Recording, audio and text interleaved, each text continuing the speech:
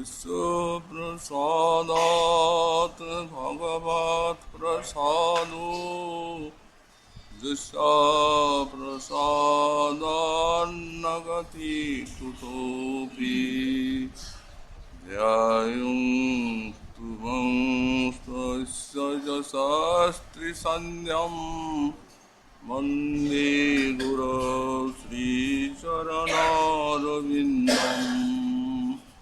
आजानुलम्बितभुजौ कनकावदातौ संकीर्तनैकपितरौ कमलायताक्षौ विश्वाम्बरौ द्विजवरौ युगधर्मपालौ वन्दे जगत्प्रियकरौ करुणावतारौ नमस्त्रिकालसत्याय जगन्नाथसुताय च सवृत्ताय सपुत्राय सकलत्राय ते नमः बर्हापीडाभिरामं मृगमदतिलकं कुण्डलाक्रान्तगण्डं पञ्चाक्षं कम्बुकण्ठं स्मितसुभगमुखं स्वाधुरेन्नस्तवेणुं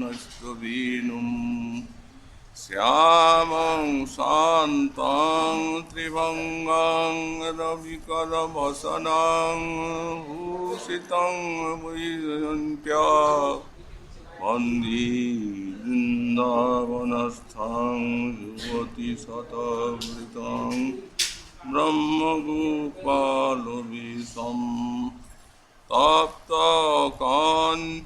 गौरङ्गी राधे वृन्दावनेश्वरी वृषभानुसुते देवी तं नमामि हरिप्रिये मूकं करोति वाचालं पङ्गुं लङ्घयति गिरिं यत्कृपातमं वन्दे परमानन्दमाधवाम् वाञ्छाकल्पतरुभ्यश्च कृपासिन्धुभ्य एव च पतितानां पावनेभ्यो वैष्णवेभ्यो नमो नमः हरिभक्तिपराजे च हरिनामपरायणा दुर्वृत्ता वा सुवृत्ता वा तेषां नित्यं नमो नमः नमः धर्माय महते नमो कृष्णाय वेधसे ब्राह्मणे नमस्कृत्य धर्मान् मोक्षे सनातनान् नारायणं नमस्कृत्य नरं चैव नरोत्तमं देवीं सरस्वतीं व्यासं ततो जयो मुदीरयेत् जय रूप सनातन भट्ट रघुनाथ श्रीदेव गोपाल भट्ट दास रघुनाथ এই ছয় গোসাইর করে চরণ বন্দন হইতে বিঘ্ননাশ অভীষ্ট পুরাণ দুর্গমী প্রতিমেন্দ্রস্খলৎপাদগতির্মু সকৃপদৃষ্টিদানেন সন্ত সন্তু অবলম্বনম।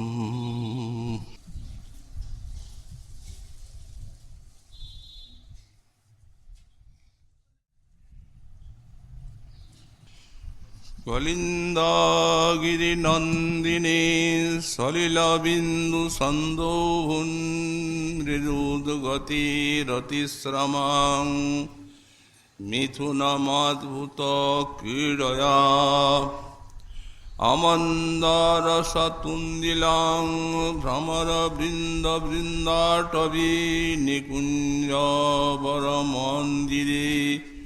কিমপি সুন্দরং নন্দতি।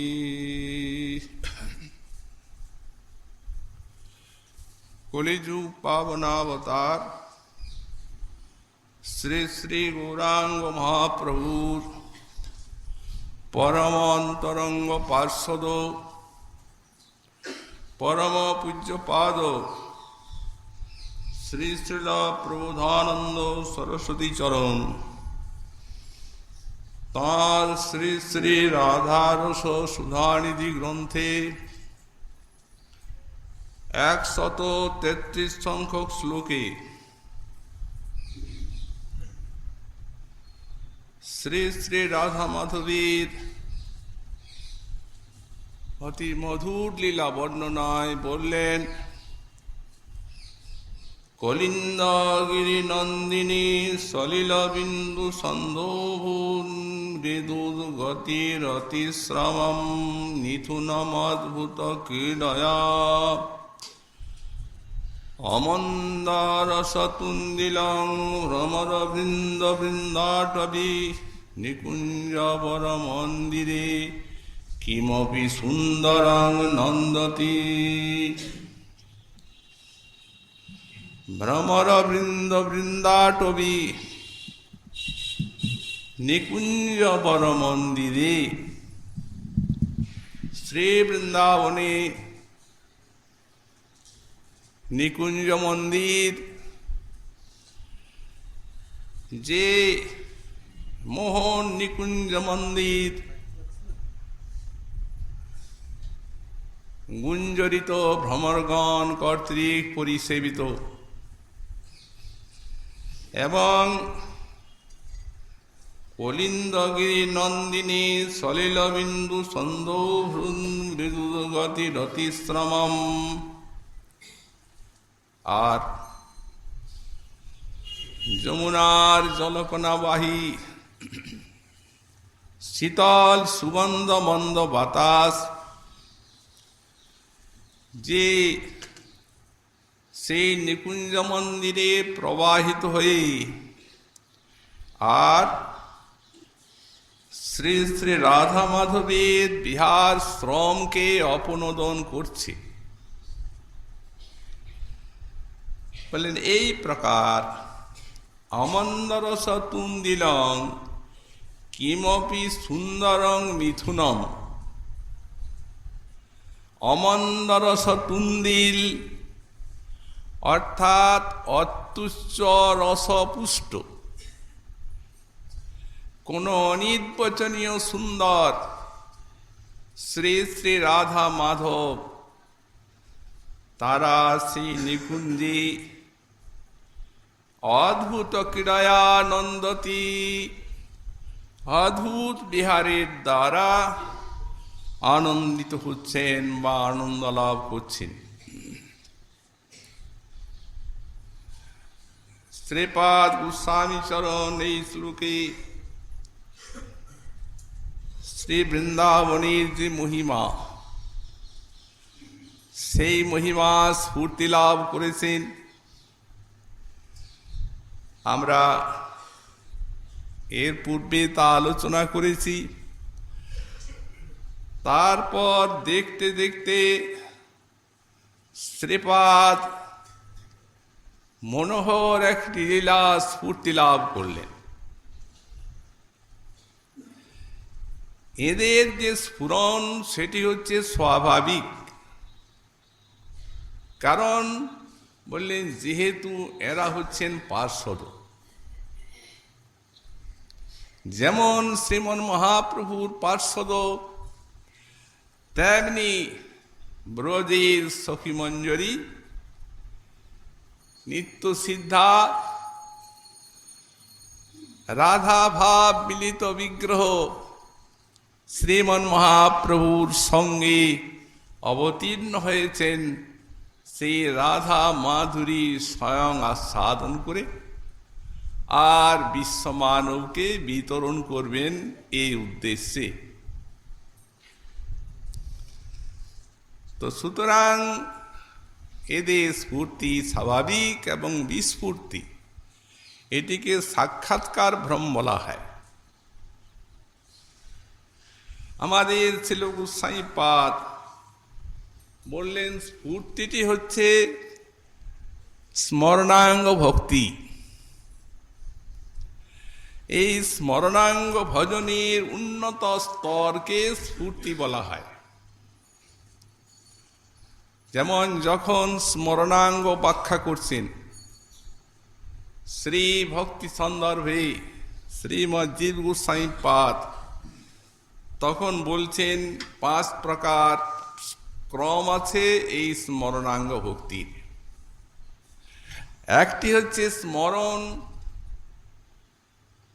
একটি হচ্ছে ধারণা, একটি ধ্যান,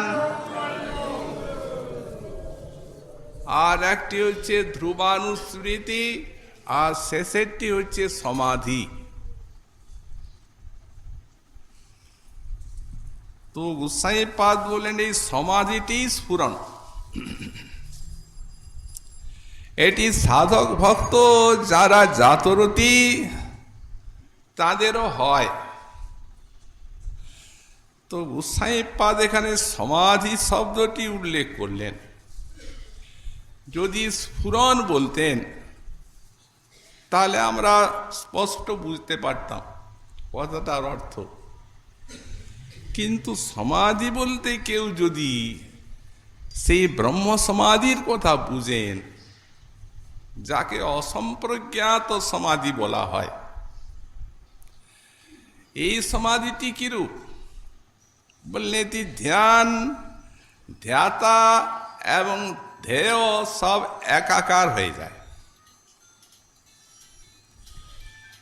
এবং একটি ব্রহ্মানন্দ মাত্র অবশিষ্ট থাকে। ব্রহ্মজ্ঞানী নিজেই আনন্দ স্বরূপতা প্রাপ্ত হন, কারণ সেখানে ধ্যাতা নেই।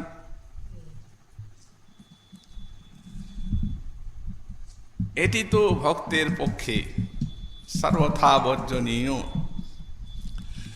তবে এখানে সমাধিটা দিলেন কি কারণে, উদ্দেশ্যে বলছেন, নিজেই ব্যাখ্যা করলেন, ধ্যেয়মাত্র স্ফুরণং সমাধিরিতি। এটা কেবল ধ্যেয়, ভগবানের স্ফূর্তি, অন্য কোনো স্ফূর্তি নেই, তারই নাম সমাধি।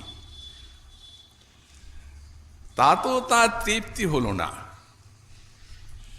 যদি কেউ ব্যাখ্যা ভালো করে না বুঝেন,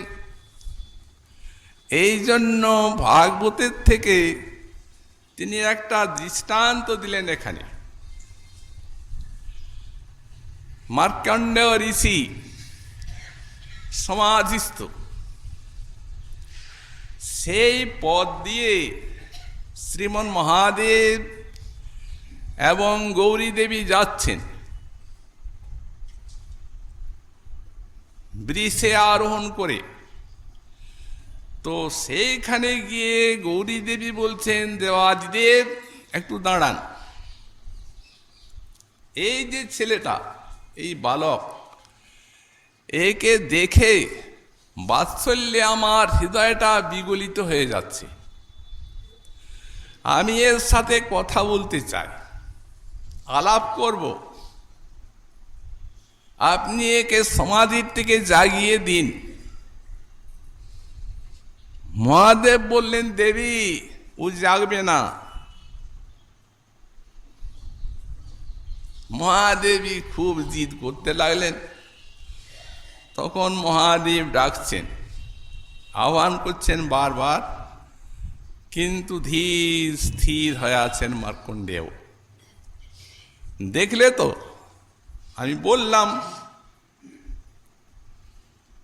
ও এখন এমন এক আনন্দের রাজ্যে প্রবিষ্ট হয়ে আছে, কিছু আমাদের কথা শুনবে না। চলো, এইখানে গোস্বামী পাদ সিদ্ধান্ত করছেন, বললেন ইনি হচ্ছেন ভগবৎ স্বরূপ শ্রীমন মহাদেব, রুদ্রাণী হচ্ছেন সাক্ষাৎ ভগবৎ শক্তি, মূলা শক্তির অংশ স্বরূপা। সুতরাং এদের আগ্রহে এবং এদের আহ্বানে যখন সেই সমাধিটি ভাঙল না, তখন এটিকে অসম্প্রজ্ঞাত সমাধি বলা যায় না। তিনি সাক্ষাৎ শ্রীমন নারায়ণের লীলা দর্শন করছেন, এমন একটা আনন্দের রাজ্যে ডুবে আছেন, সাড়া দেবে না।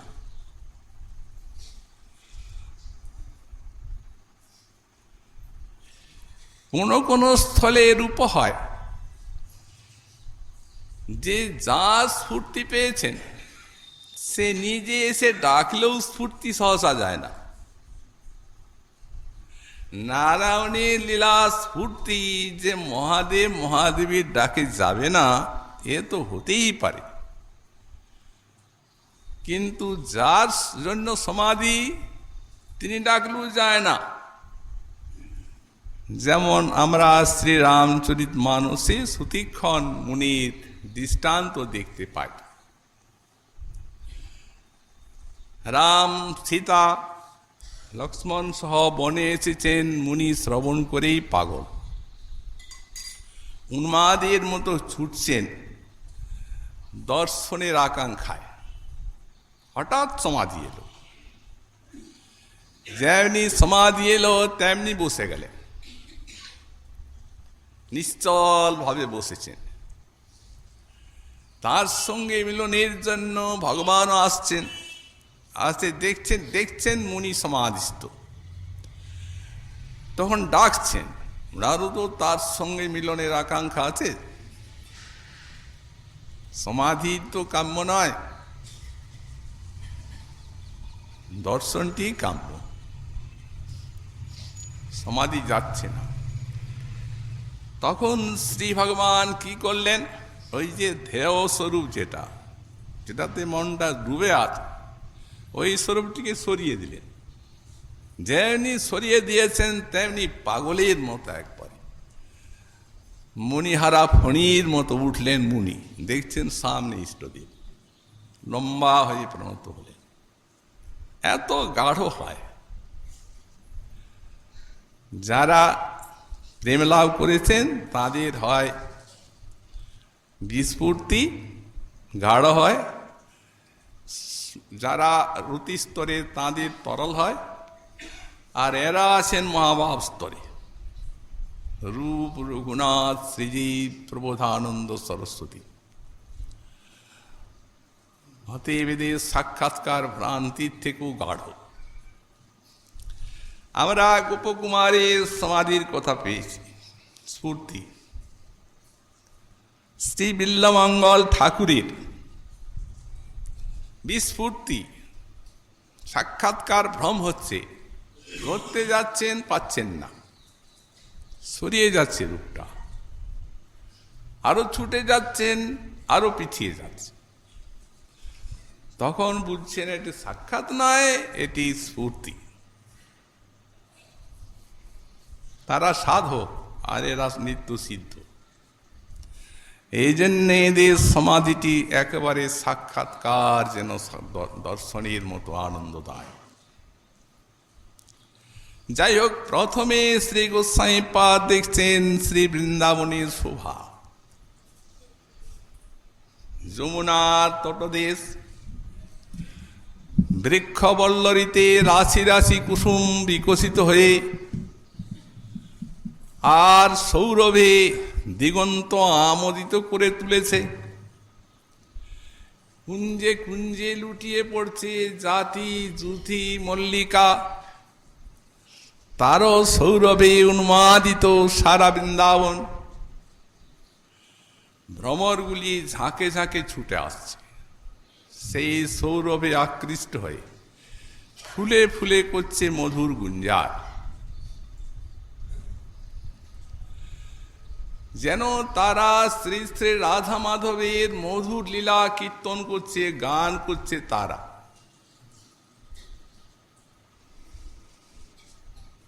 মহারাজ বর্ণনায় শ্রীপাদ সুখ মুনি বলছেন, ভ্রমর গায়ক রাসগোষ্ঠ্যাম। এই যে রাসগোষ্ঠী মানে রাজসভা, এই সভায় নৃত্য চলছে, বাদ্য চলছে, আর ভ্রমরগুলি তারা শ্রী শ্রী রাধা মাধব এবং ব্রজগোপিকাগণের অঙ্গ সৌরভে পাগল হয়ে আর ঝাঁকে ঝাঁকে আসছে আর মধুর গান করছে রাসলীলার। শুকদেবের সাক্ষাৎ বাণী, প্রত্যক্ষ স্ফূর্তি। এইখানে গোস্বামীপাদ টিকা করছেন যে তত্তৎ গান সামর্থ্যত্বম তেষাং অসাধারণত্বম ব্যঞ্জিতম। বলে রাসে যখন এরা গান করছে ভ্রমরগুলি, তখন এই ভ্রমর সাধারণ নয়।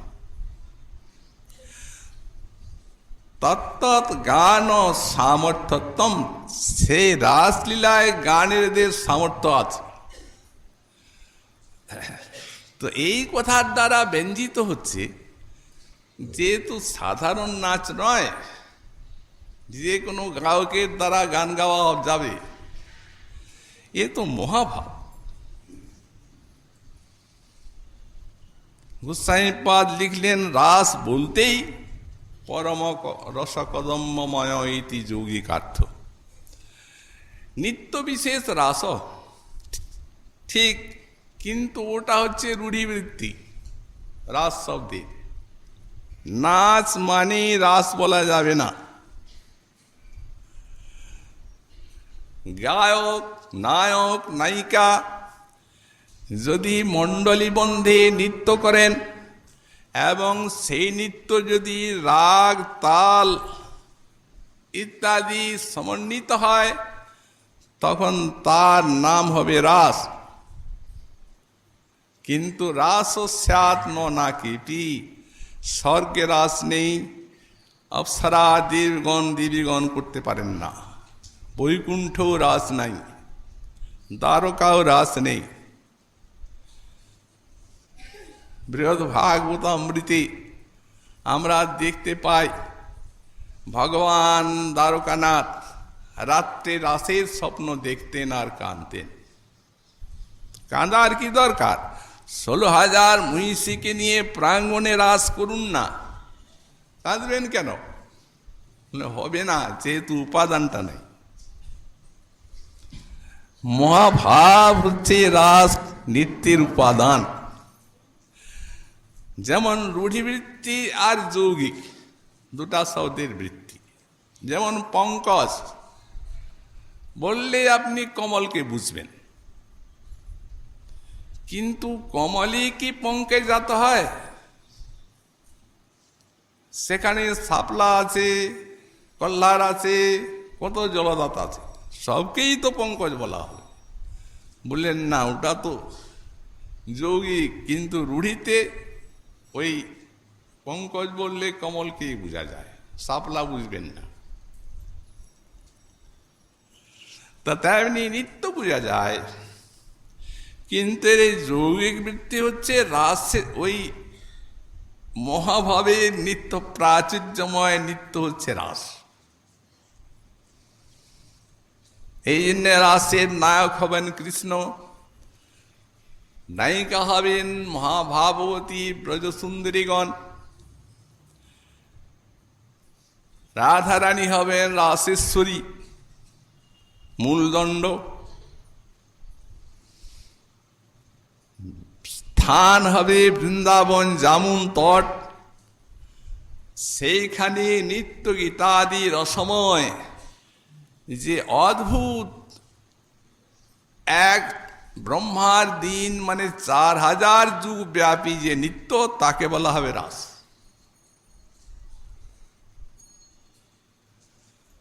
তো সে রাসে যে গান করবে ভ্রমরগুলো, সে ভ্রমর কি সাধারণ ভ্রমর? এমনি বললেন তেষাং অসাধারণত্বম সূচিতম। তো অসাধারণ বলতে কে? এরা বৃন্দাবনে রাধা মাধবের গুণগান করছেন। বললেন এরা সব মুনি ঋষি, ভাগবত প্রবর মুনি, আমরা ভাগবতে দেখতে পাই।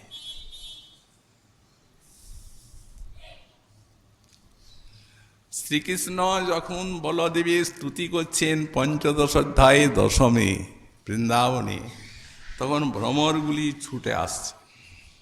পিছনে পিছনে তাঁদের অঙ্গ সৌরভে।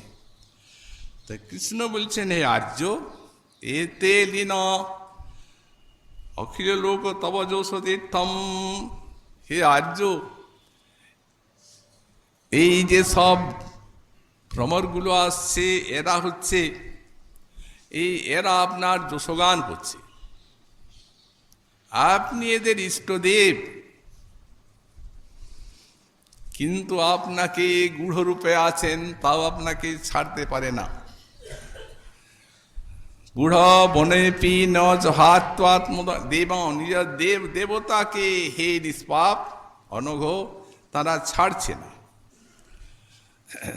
তো সুতরাং এরা হচ্ছে ভাগবত প্রবর মুনি ঋষি, প্রায় আমি মুনিগণ মুখ্যা, মুনিগণের মধ্যে মুখ্য এরা। এখানে টিকাকার লিখছেন মুনিগণ মুখ্যা বলতে এরা হচ্ছেন ঋষি, শ্রেষ্ঠ ঋষি।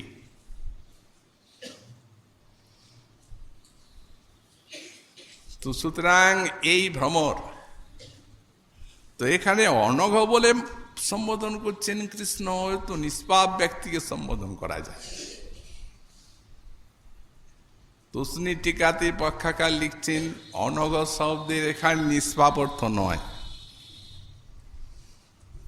শরণাগত জনের যিনি অঘ মানে অপরাধ গণনা করেন না, তিনি হচ্ছেন অনঘ। এই একটা কথা দেখা গেল, সহসা এইগুলি পাওয়া যায় না। হরিনাম কৃষ্ণ নাম করেন অপরাধীর বিচার। হরিনাম এত দয়াময়। গোসাইপাদ বললেন যে একটি বাচ্চা একটা বাচক স্বরূপ, স্বয়ং কৃষ্ণই অফুরন্ত করুণা অন্তরে নিয়ে আর নাম রূপে অবতীর্ণ হয়েছে, কিন্তু অপরাধীর বিচার সব জায়গায়। কৃষ্ণ বলিলে অপরাধীর না হয় বিকার।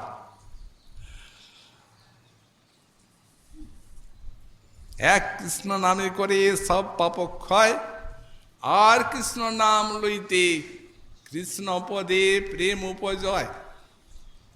হেন কৃষ্ণ নাম যদি লয় বহুবার, তবু যদি নহে প্রেম নহে অশ্রুধার, তবে জানি অপরাধ তাহাতে প্রচুর।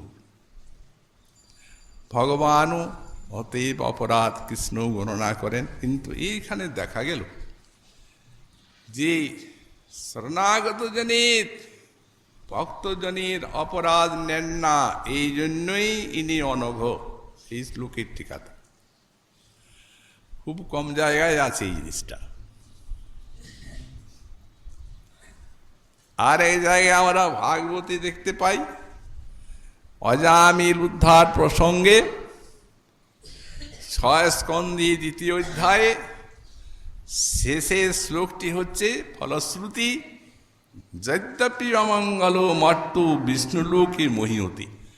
সেখানে অমঙ্গল শব্দের টিকাতে শ্রীজীব লিখেছেন নামাপরাধীনে অপি। এই অজামিল আখ্যান যারা শ্রবণ কীর্তন করবেন, তারা নামাপরাধী হলেও বিষ্ণুলোকে মহীয়তে, বিষ্ণুলোকে তাঁরা বিরাজ করবেন। খুব প্রয়োজনীয় কথা। তো সুতরাং সেই অসাধারণ মুনিগণ তারাই বৃন্দাবনের বনে ভ্রমর হয়ে এসে আর অভিষ্টের লীলাগান কীর্তন করছেন। কি ধান এই বৃন্দাবন! তেমনি বৃক্ষ ডালে পক্ষীগুলি পূজন করছে, কোকিল পঞ্চম স্বরে গান করে দিগন্তকে মুখরিত করে তুলেছে। ডালে ডালে সব বৃক্ষ ডালে পাখিগুলি রাধা কৃষ্ণের রসগান করছে। কোনো কোনো মহাত্মা প্রেমিক শোনেন, এরূপ বর্ণনাও দেখা যায়।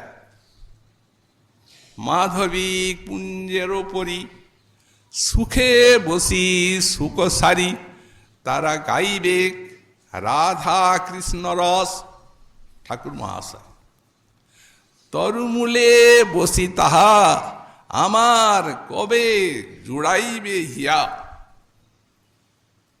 কবে সুখে গোয়াব দিবস। হতে প্রেমিক এই অনুভূতি পান। পাখিগুলিরও সগান করছে। ব্রজদেবীগণ এদেরও স্বরূপ বললেন। পাখি নয়, সাধারণ মনের পাখি নয় এরা। প্রায় বতাম্ব মুনয় বিহগা বনেস্মিন কৃষ্ণেক্ষিতং তদুদিতম কলবেনু গীতম আরুহ্য যে দ্রুমভুজান রুচির প্রবালান ছিন্নন্তি মিলিতদিশু বিগতান্যবাচ। হে সখীগণ, বৃন্দাবনের পক্ষী এ কখনোই পাখি নয়। এরা মুনয়, এরা হচ্ছেন মুনি ঋষি। এরা বেদান্ত কারণে বহুকাল ভ্রমণ করেছেন। সেখানে নির্গুণ ব্রহ্মের অনুভূতি জাগলেও সাক্ষাৎ নিরাকৃতি পরব্রহ্মকে নয়নে দেখা যায় না। এই শ্লোকের টিকাতে শ্রীধর সারিপাদ একটি উল্লেখযোগ্য কথা বলেছেন। উনি বলছেন এরা কর্মকাণ্ডীয় ঋষি ছিলেন। যাগ যজ্ঞ তপস্যা ইত্যাদি করতেন। কোন মহাভাগবতের কৃপাদৃষ্টি লাভ করেন, তখন তারা ভক্তিপথকে আশ্রয় করেন। ভক্তিপথকে আশ্রয় করে এই যে বলা আছে আরুহ্য যে দ্রুমভুজা রুচির প্রবালান, অর্থাৎ যে ডালে বসেছে বৃন্দাবনের সেটি রুচির প্রবালান, সুন্দর সুন্দর কচি পাতা আর সুন্দর সুন্দর সব বৃক্ষটাল। তো বললেন এই কর্মকাণ্ডীয় শাখার থেকে রুচির প্রবালান শ্রবণ কীর্তন অর্চন বন্দনাদি শাখা। বেদ শাস্ত্রের যে এই ভজনের শাখাগুলি আছে, অর্থাৎ কর্মকাণ্ড যা যজ্ঞ সেই কর্ম আর এও কর্ম, ওটা ছেড়ে দিয়ে মত কৃপায় রুচির প্রবালান শ্রবণ কীর্তন আদি শাখাকে অবলম্বন করেছেন, হয়ে গেছেন ভাগবত প্রবর মুনি। ওই মুনি থাকতেই তারপরে বৃন্দাবনে পাখি, ওটা ওইখানেই হয়েছে সিদ্ধিটা। এই জন্যেই ভাগবত প্রবর মুনি এরা বসে আছে। মুনি তো গোবিন্দ বৃক্ষতলে বাঁশি বাজাচ্ছেন। ছিন্নন্তি, মধুর সেই বাঁশির রব শুনছে তারা। মিলিত দিশো, রূপটিকে বংশীধারী নয়ন পথে হৃদয়ে এনে চোখ মুদে দিয়েছে। মুনি যেহেতু হৃদয়ে বিরাজ করছেন বংশীধারী। কারো কারো অশ্রু পড়ছে, বিগতান্যবাচ, কথা বলছে না তারা। কারো কারো বা অষ্টগুলি নড়ছে, কৃষ্ণ কৃষ্ণ নাম করছে।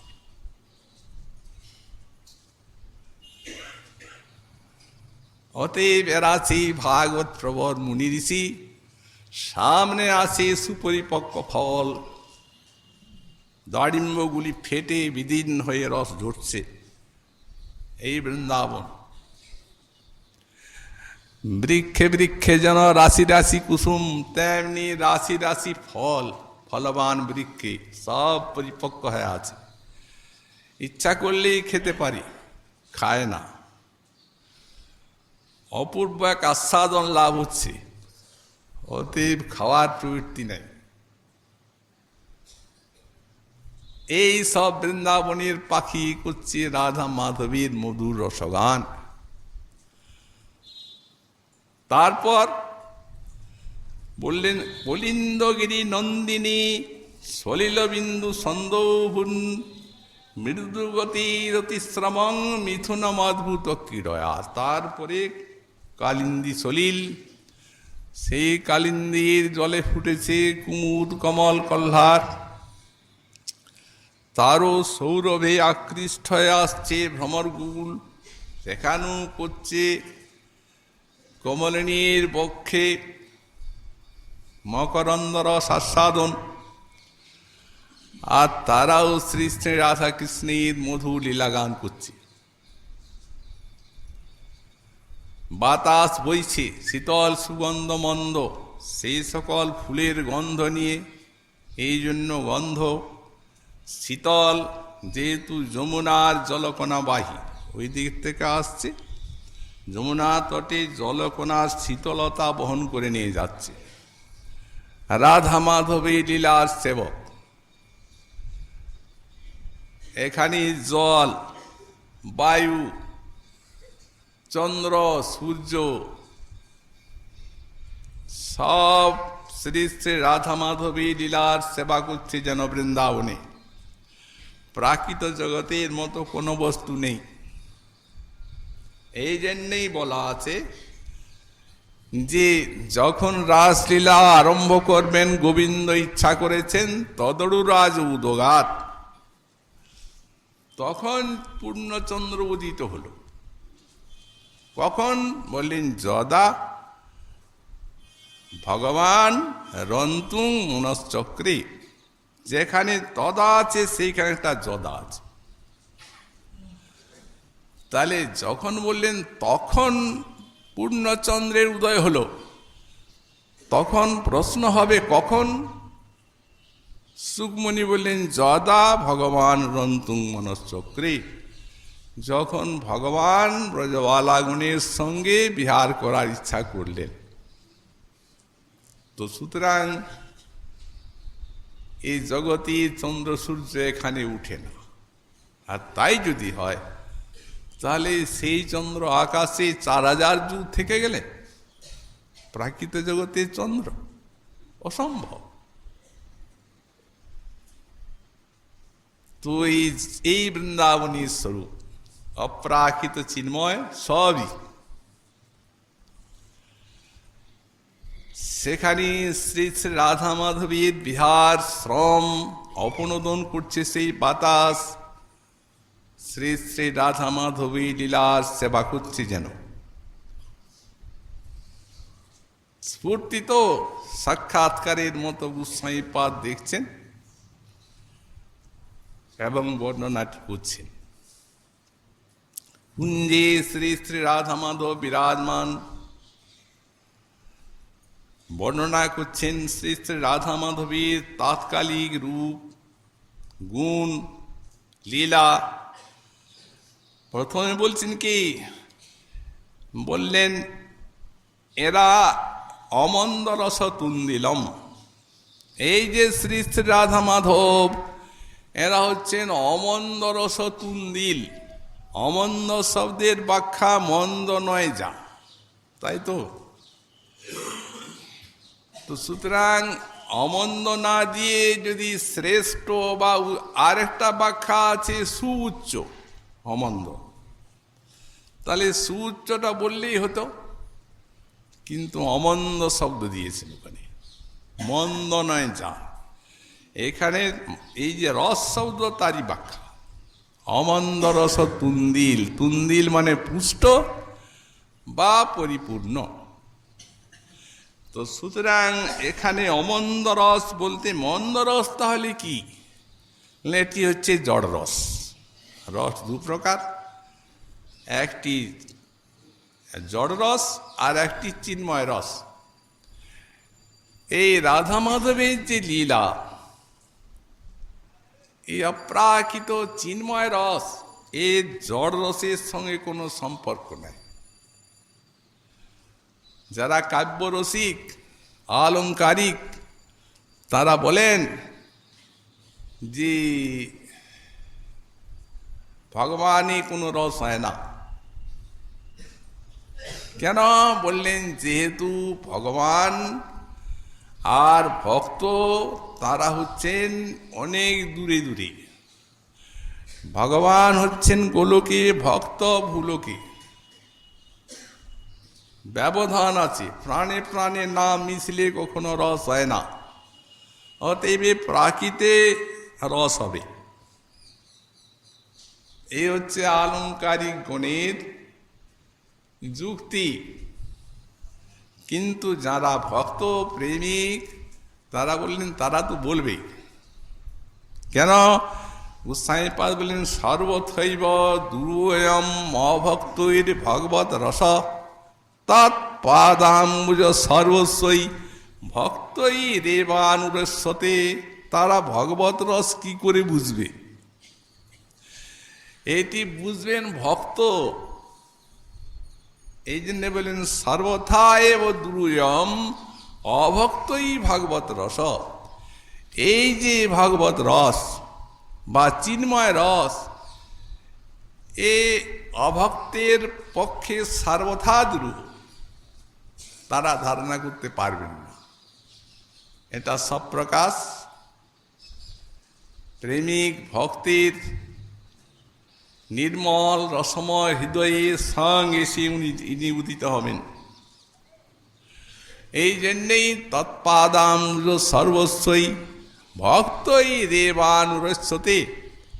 গোবিন্দের চরণ কমলেই যাদের সর্বস্ব, সেই যে ভক্তগণ, তারাই অনুরস্যতে, তারাই আস্বাদন করবেন রস। এই অভিপ্রায়ে অমন্দ শব্দটি দিয়েছে। কেউ যদি মনে করেন নায়ক নায়িকা, গোসাইপাদ বললেন সেখানে বিভাব বৈরূপ্য আছে।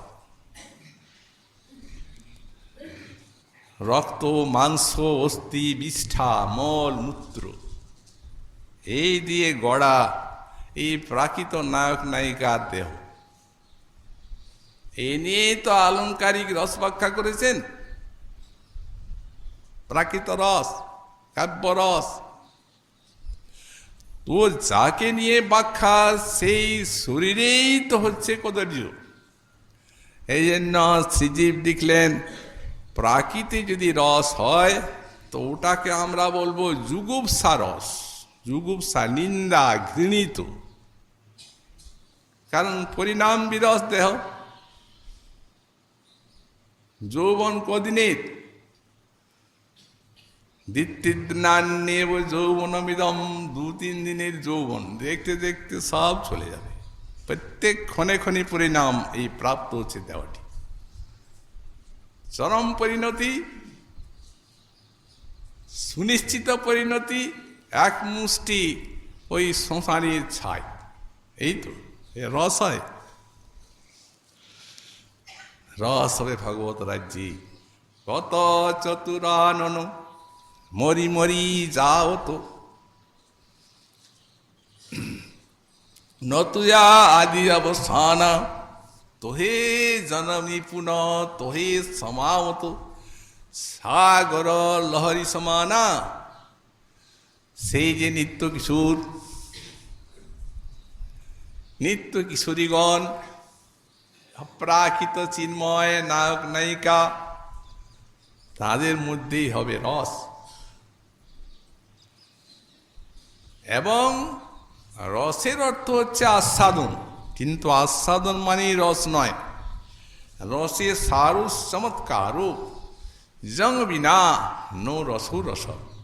রসের সার মানে প্রাণ হচ্ছে চমৎকারিতা। যে বস্তু কখনো দেখিনি, যা কখনো জীবনে শুনিনি, এমন বস্তু যদি নয়নগোচর হয়, শ্রবণগোচর হয়, তো দ্রষ্টা বা শ্রোতার হৃদয়টা আশ্চর্যে বিস্ফারিত হয়ে যায়। সেই অত্যাশ্চর্যপূর্ণ যে ভগবত আনন্দ, তাকে বলা হবে রস। তো সেই রস, এখানে অমন্দ শব্দের ব্যাখ্যা গোসাইপাদ লিখেছেন সুউচ্চ। রাধা মাধবীর যেই মধুর রস, এটি চরম সীমা প্রাপ্ত। অপ্রাকৃত ভক্তি রস 5 প্রকার। একটি হচ্ছে শান্ত, দাস্য, সখ্য, বাৎসল্য এবং মধুর। প্রত্যেকটা রসে, এইগুলি সব ভগবত রস। ভক্ত আস্বাদন করেন। কিন্তু গোসাইপাদগণ ব্যাখ্যা করলেন এদের মধ্যে শ্রেষ্ঠ কনিষ্ঠতা আছে আস্বাদনের। যেমন এইগুলির গুণাবলী তেমনি তেমনি আস্বাদনের বৈশিষ্ট্য। যেমন শান্তরসের ভক্ত মুনি ঋষি, এরা আসলে ছিলেন আত্মারাম, আপ্তকাম, কিন্তু মহৎ কৃপায় গোবিন্দ মাধুরীর আস্বাদন পেয়ে ভক্ত হয়ে গেছেন। এরা শান্ত ভক্ত, কিন্তু শান্তের স্বভাব কৃষ্ণের মমতাগন্ধহীন পরব্রহ্ম পরমাত্মা জ্ঞান প্রবীণ।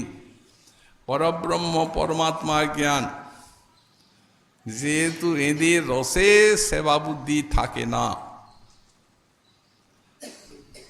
পরিপূর্ণতম আত্মারাম শিরোমণি গোবিন্দ, তাঁর সেবার কি দরকার? এই জন্য শান্তে দুটি গুণ আছে। একটু হচ্ছে কৃষ্ণ নিষ্ঠা তৃষ্ণা ত্যাগ। ওই শান্তটি হচ্ছে সব রসের ভিত্তি। ওখানে জগৎ জড় আর চিত দুটা ভাগ হয়ে যাচ্ছে। এই শান্তের ভিত্তির উপরেই অন্যান্য রসগুলি প্রতিষ্ঠিত হবে। কৃষ্ণ নিষ্ঠা তৃষ্ণা ত্যাগ চাই, কারণ কৃষ্ণই একমাত্র তৃষ্ণা, কৃষ্ণ বিনান্য তৃষ্ণা শূন্য ভক্তি, ভক্তিরস্ত। অতএব যখন সমগ্র হৃদয়ের পিপাসা কৃষ্ণচরণকে আশ্রয় করবে, ইতর পিপাসা কিচ্ছু থাকবে না, তখন তার নাম হবে ভক্তি। সেই ভক্তি কতকগুলি অনুকূল সামগ্রী সংযোজনে রস হয়ে যাচ্ছে। বিভাব অনুভাব সাত্ত্বিক সঞ্চার। ব্যাখ্যাকার দৃষ্টান্ত দিয়েছেন, জয়ীছে দধি সীতাঘৃত মরিচ কর্পূর, মিলনে রসালা হয় অমৃত মধুর। যেমন মনে করুন একটা রসালা শিখরিণী তৈরি করছেন, তো সেখানে যে চিনি আছে, দধি আছে, দধির প্রাধান্য আছে। কিন্তু দধির প্রাধান্য থাকলেও শুধু দধিটির আস্বাদনের চমৎকারিতা নেই, তার সঙ্গে দেওয়া হলো ঘৃত, মরিচ, কর্পূর, লবঙ্গ, এলাচি ইত্যাদি এবং শর্করা। জয়িতে সীতা দধিঘৃত মরিচ কর্পূর, মিলনে রসালা হয় অমৃত মধুর। এটা অমৃত মধুর হয়ে গেল সবগুলির সংযোজনী মিলনে। তেমনি বিভাব অনুভাব সাত্ত্বিক সঞ্চারী স্থায়ী ভাব রস হয় মিলিয়েই চাই। স্থায়ী ভাব কৃষ্ণরতি, কৃষ্ণ প্রেম বললে যখন বিভাব অনুভাব সাত্ত্বিক এবং সঞ্চারীর সঙ্গে মিশছে, তখন হচ্ছে রস। তো সুতরাং এই রসের আস্বাদনের চমৎকারিতা শান্তের থেকে দাস্যে অধিক যেহেতু আছে, সেখানে সেবা মমতা ভাব আছে। আবার শান্ত দাস্যের থেকে আছে সখ্যে অধিক রসের বিকাশ, কারণ সেখানে নিঃসংকোচ বৃত্তি আছে, বিশেষ করে ব্রজরস। তারপরে বাৎসল্যে আরো চমৎকার, যেহেতু সেখানে কৃষ্ণ নিষ্ঠা তৃষ্ণা ত্যাগ, সেখানে আছে সেবা। সেই সেবাটি হচ্ছে এখানে পালন পোষণ। আবার আছে অসংকোচ প্রীতি, নিজের সন্তান। আবার একটি নূতন আছে বেশি, তাড়ন ভৎসন, মা বন্ধনেই করলেন এই কার্তিকে, এটি সখ্যে নাই। তো এই চারি গুণে এই বাৎসল্য রস অমৃত সমান, সবার উপরে হলো মধুর। কৃষ্ণনিষ্ঠা তৃষ্ণার ত্যাগ আছে, সেবা আছে, অসংকোচ প্রীতি আছে, লালন পালন তাড়ন আছে, ভর্ৎসনাদি আছে। একটা নিজস্ব আছে, সেটি হচ্ছে গোপীগণের সেই মহাভাবময় ওই দেহ দিয়ে শ্রীকৃষ্ণের সেবা। অদেবী রসে সব ভাব সমাহার, তাই সাদাধিককে করে চমৎকার। এই জন্যই অত্যুচ্চ অমন্দ। রস তুন্দিলাম, অমন্দ মানে অত্যুচ্চ রস দ্বারা শ্রী শ্রী রাধা মাধব যেন পুষ্ট পরিপূর্ণ। গোস্বামীপাদ দেখছেন ননী লীলাটা কুঞ্জ মন্দিরে যুগল বিলসিত, সাধারণ নয়।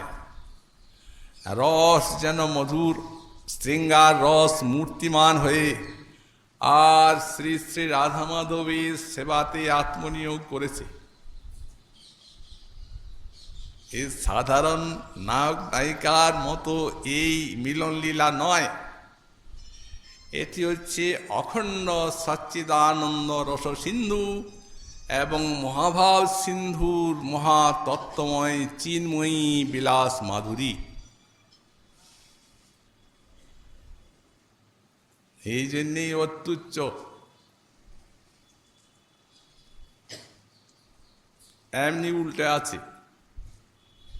আমাদের গোস্বামীপাদ বললেন চিন্ময় জগৎ আর এই জড় জগৎ। ওই চিন্ময় জগতের প্রতিফলন এটা। একটা আয়নায় আপনি যে চেহারাটা দেখুন, যখন বাঁ হাত নাড়বেন তখন মনে হবে ডান হাতটা নাড়ছে। ওটা পূব দিয়ে মুখ করে আছেন, আর প্রতিফলনটা পশ্চিম দিকে মুখ করে আছে, পুরো উল্টা। তো তেমনি ওইখানে যে সাক্ষাৎ সেই রস, এই রসগুলো ওগুলো এইখানে উল্টে আছে আর ওইখানে আছে উল্টে। এই জন্য এই জগতে শান্ত রস সবার উপরে, ওখানে আছে নিচে।